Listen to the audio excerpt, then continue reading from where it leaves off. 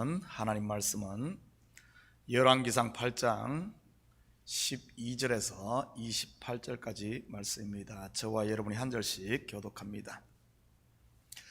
그때 솔로몬이 이르되 여호와께서 캄캄한 데 계시겠다 말씀하셨사오나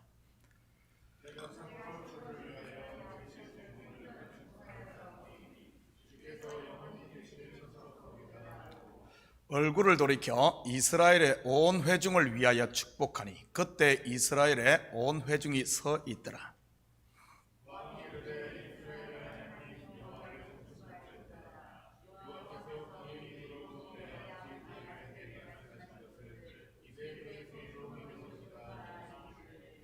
내가 내 백성 이스라엘을 애굽에서 인도하여 낸 날부터 내 이름을 둘 만한 집을 건축하기 위하여 이스라엘 모든 지파 가운데서 아무 성읍도 택하지 아니하고 다만 다윗을 택하여 내 백성 이스라엘을 다스리게 하였노라 하신지라.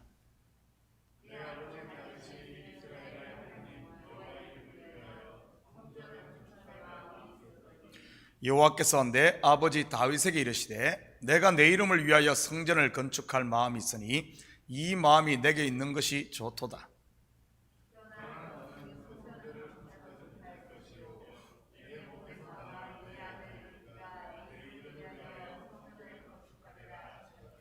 이제 여호와께서 말씀하신 대로 이루시도다. 내가 여호와께서 말씀하신 대로 내 아버지 다윗을 이어서 일어나 이스라엘의 왕위에 앉고 이스라엘 하나님 여호와의 이름을 위하여 성전을 건축하고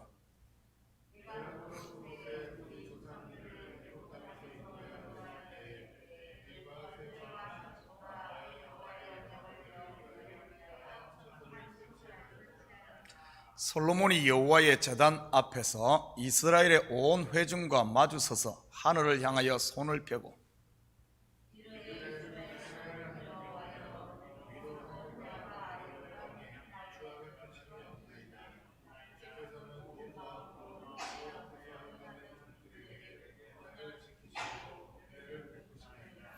주께서 주의 종 내 아버지 다윗에게 하신 말씀을 지키사 주의 입으로 말씀하신 것을 손으로 이루심이 오늘과 같으니이다.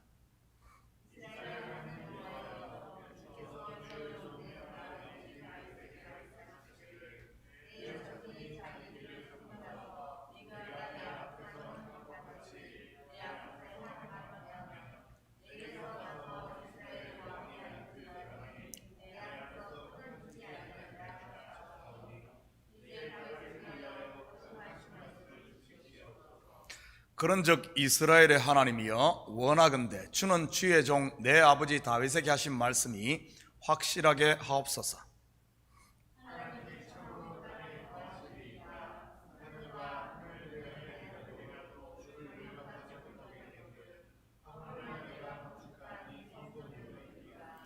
함께 읽겠습니다.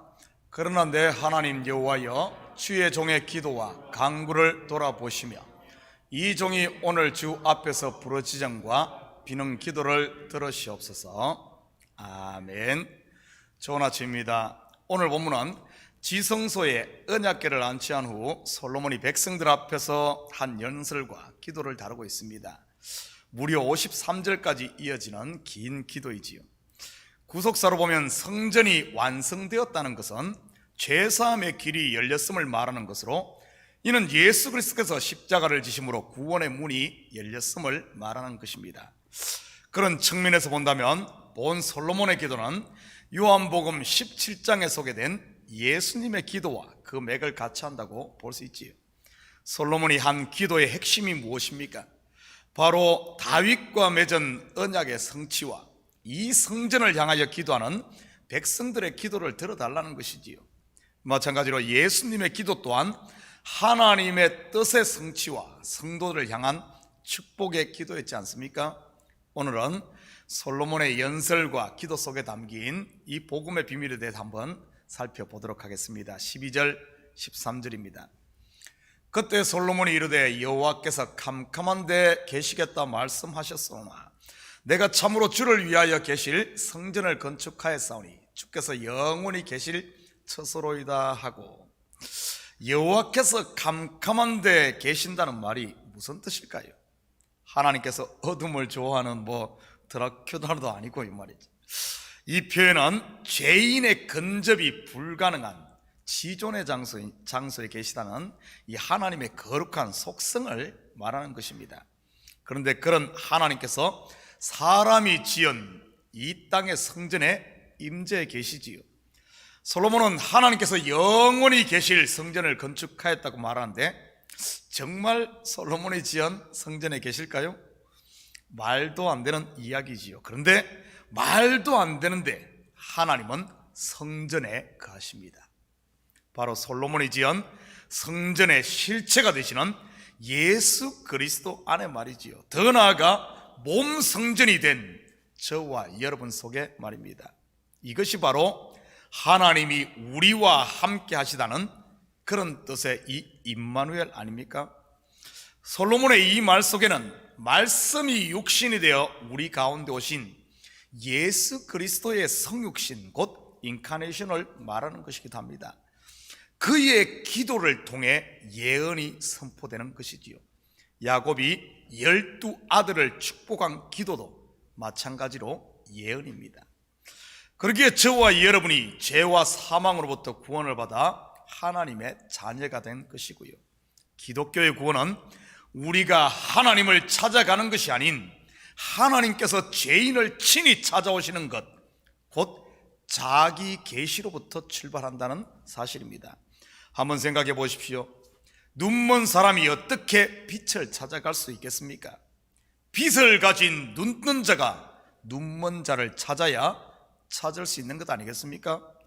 길 잃은 양이 어떻게 스스로 목자를 찾아갈 수 있겠습니까? 목자가 길을 잃은 양을 찾는 것이지요. 지존한 가운데 계신 하나님이 저와 여러분을 찾아와 우리 가운데 계시는 것, 이것이야말로 인생 최고의 축복이요 세상 말로 대박이 아니고 무엇이겠습니까? 성경은 이것을 한 단어로 복음이라고 하고 은혜라고 하는 것입니다. 그런데 이 성전 건축은 솔로몬이 아닌 먼저 다윗이 계획을 했던 것입니다. 그런데 하나님께서 그의 마음은 기쁘게 보셨지만 허락을 하지 않으셨지요. 문자적으로만 본다면 다윗은 전쟁을 통해 피를 많이 흘렸기에 안 되고 평화의 왕인 솔로몬의 손으로 받았다고 성경은 말합니다. 그런데 조금만 더 깊이 성경 전체의 흐름을 통해 그 속에 담긴 구속사적 의미를 우리 시간 좀 더 같이 살펴보도록 하십시다. 18절 19절입니다. 여호와께서 내 아버지 다윗에게 이르시되 내가 내 이름을 위하여 성전을 건축할 마음이 있으니 이 마음이 내게 있는 것이 좋도다. 그러나 너는 그 성전을 건축하지 못할 것이요 내 몸에서 낳을 내 아들 그가 내 이름을 위하여 성전을 건축하리라 하시더니, 성전 건축에 대한 모든 계획과 준비는 다윗이 다 합니다. 그리고 솔로몬이 완성을 하지요. 제가 언젠가 주일 설교에서 그런 말을 한 적이 있습니다. 성경은 처음부터 끝까지 짝으로 나온다고 말이지요. 먼저 된 것과 나중된 것, 장자와 차자, 선악과와 생명과 율법과 은혜 말입니다. 여기도 보면 두 개의 짝으로 나옵니다. 바로 다윗과 솔로몬 말이지요. 다윗은 먼저 된 자, 솔로몬은 나중된 자.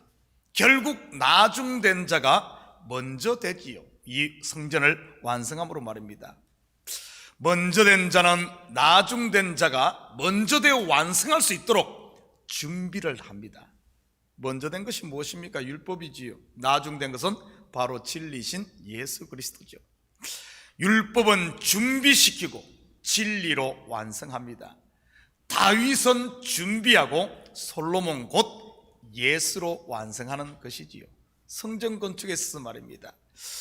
이것은 우리도 마찬가지입니다. 먼저 된 겉사람인 나를 나중된 속사람인 성령이 우리를 그리스도의 신부로 완성하는 것이지요.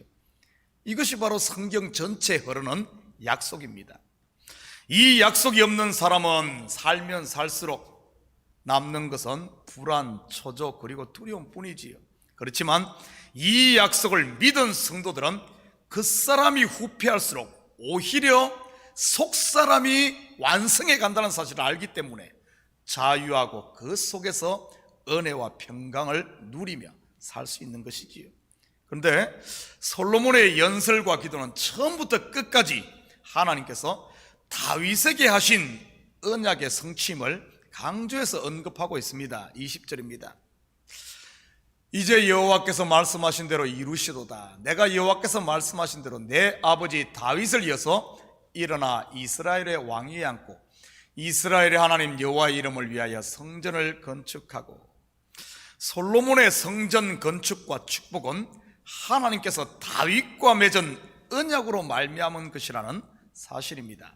이 모습은 다윗과 솔로몬만 그런 것이 아니지요. 하나님께서 아브라함과 맺은 언약도 마찬가지입니다. 아브라함의 아들 이삭, 야곱 그리고 요셉을 거쳐 출애굽과 가나안 정복까지 아브라함과 맺은 언약이 계속 성취되어 가는 것을 볼 수가 있습니다. 다윗과 솔로몬의 영화 또한 아브라함 언약의 연속인 것이고요. 이러한 언약은 또한 하나님께서 하와에게 말씀하신 원시복음으로 알려진 창세기 3장 15절로 거슬러 올라갑니다. 같이 봅니다. 내가 너로 여자와 원수가 되게 하고 내 후손도 여자의 후손과 원수가 되게 하리니 여자의 후손은 내 머리를 상하게 할 것이요 너는 그의 발꿈치를 상하게 할 것이니라 하시고, 여자는 교회를 말하는 것으로 교회의 머리로 오신 예수 그리스도의 승리를 말하는 것이지요. 머리가 옴으로 말미암아 여자된 우리 성전이 완성되는 겁니다. 솔로몬이 다윗의 언약을 성취하듯 예수 그리스도께서 율법과 선지자들이 예언한 모든 것을 성취하지 않습니까? 결국 다윗의 언약을 성취한 솔로몬의 이야기는 율법을 완성하신 예수 그리스도의 이야기를 예표하는 것이지요. 솔로몬 성전의 실제이신 몸 성전으로 오신 예수님 말입니다. 그리고 그것은 성전된 예수님이 우리 속에 오심으로 우리가 완전한 하나님이 거하시는 온전한 몸 성전으로 완성되는 것을 말하는 것입니다. 계속해서 솔로몬의 기도를 살펴보십시다. 25절입니다. 이스라엘의 하나님 여호와여, 주께서 주의 종 내 아버지 다윗에게 말씀하시기를 내 자손이 자기 길을 삼가서 내가 앞에서 행한 것 같이 내 앞에서 행하기만 하면 내게서 나서 이스라엘의 왕위에 앉을 사람이 내 앞에서 끊어지지 아니하리라 하셨사오나 이제 다윗을 위하여 그 하신 말씀을 지키시옵소서. 여러분에게 한 가지 묻겠습니다. 다윗의 후손 왕들이 자기의 길을 삼가서 다윗이 하나님께 행한 것 같이 율법을 지켰을까요? 남유다의 왕들의 행적을 기록한 역대기를 보면 성경 기자는 냉정하게 이들을 평가하고 있습니다. 다윗의 대를 이은 남유다의 왕들은 총 20명입니다. 이들 중 몇 명이 다윗의 길을 따랐을 것 같습니까? 많을 것 같지만 단 2명입니다. 바로 13대 히스기야 왕과 16대 요시야 왕이지요. 그래도 다윗만큼은 못해도 좀 긍정적으로 평가를 받은 왕을 다 쳐도 20명 중 8명입니다. 여호와 보시기에 정직히 행하여 라는 기록을 가지고 보면 말이지요, 절반이 넘는 다윗의 후손인 유다의 왕들이 여호와 앞에 악을 행하였음에도 하나님께서는 다윗의 왕대를 끊지 않고 결국은 영원한 왕이신 예수님께로 이어지게 하여 다윗의 왕대가 영원하게 합니다. 이것은 무엇을 말하는 것일까요? 다윗의 자손들이 잘해서 복을 받았다는 뜻입니까? 아니면 언약에 신실하신 하나님의 은혜였다는 말입니까? 당연히 은혜였다는 말이지요. 이것을 통해서 우리는 다시 한 번 더 저와 여러분이 받은 구원이 우리의 어떠함이 아닌 하나님의 언약, 그 언약에 신실하신 하나님으로 말미암음을 알 수 있습니다. 이러한 구약에 정통했던 사도 바울의 고백을 한번 들어볼까요? 고린도전서 15장 10절입니다. 그러나 내가 나 된 것은 하나님의 은혜로 된 것이니 내게 주신 그의 은혜가 헛되지 아니하여 내가 모든 사도보다 더 많이 수고했으나 내가 한 것이 아니요 오직 나와 함께 하신 하나님의 은혜로라. 이러한 구원의 비밀을 알았기에 바울은 차가운 로마 감옥에서도 빌립보 교인들을 향해 기뻐하라고 말할 수 있었던 것이지요. 왜냐하면 그 속에 이러한 하나님의 은혜와 감사 그리고 기쁨과 평강이 충만했기 때문입니다. 마지막으로 한 구절 더 봅니다. 27절입니다. 하나님이 참으로 땅에 거하시리까 하늘과 하늘들의 하늘이라도 주를 용납하지 못하겠거든 하물며 내가 건축한 이 성전이오리까. 하늘들의 하늘도 용납할 수 없는 하나님이 참으로 땅에 거하시리까. 그런데 우리 하나님은 땅 중의 땅, 곧 먼지와 같은 우리에게 친히 찾아오셔서 영원히 우리와 함께 거하시지요. 이런 하나님 앞에 우리가 무엇을 더 말하겠으며 좀 불편하다고 해서 원망할 수 있겠습니까? 감사 또 감사밖에 없지요. 하나님이 저와 여러분을 위해 행하신 이 복음을 알지 못하기에 한숨이 나오고 불평이 나오고 근심이 생기는 겁니다. 삶이 힘들고 짜증이 나십니까? 세상이 마음에 안 든다고 원망이 나오시나요? 앞이 안 보인다고 한숨이 자꾸 나옵니까? 내 뜻대로 안 된다고 낙심합니까? 다시 복음 앞에 서시기를 바랍니다. 그래서 그분이 나를 위해 행하신 이 일을 다시 듣고 보고 믿음으로 이러한 나라는 이 옛사람의 매임에서 자유하기를 축복합니다. 사랑하는 성도 여러분, 오늘 하루도 여러분의 모든 삶의 현장을 통해 우리를 사랑하시는 그분을 만남으로 은혜와 평강을 누리고 사는 이런 복된 하루가 되기를 주님의 이름으로 축복합니다. 같이 기도하십시다. 사랑의 아버지 하나님, 참으로 감사드립니다. 하나님의 언약으로 말미암아 우리 속에 아버지 하나님 주님이 계시고 우리를 그리스도의 신부 만들어 아버지 하나님 하나님의 기업 하나님의 나라를 살게 하시니 참으로 감사를 드립니다. 순간순간 아버지 하나님 이런 하늘의 복을 받고도 자꾸 뒤돌아보며 아버지 하나님 사단의 거짓에 속아 이리 넘어지고 저리 넘어지며 낙심하고 좌절하는 불평하는 우리의 어리석음을 용서하시고 아버지 하나님 매 순간순간 주님 행하신 이 놀라운 일들을 보고 들음으로 아버지 하나님 우리 속에 어둠은 물러가고 주님과 함께 하나님 나라를 누리는 우리 성도들 다 되게 도와주시옵소서.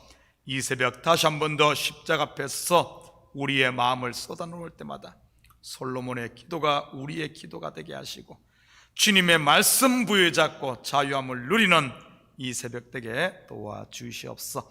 감사드리며 예수님의 이름으로 기도드립니다. 아멘.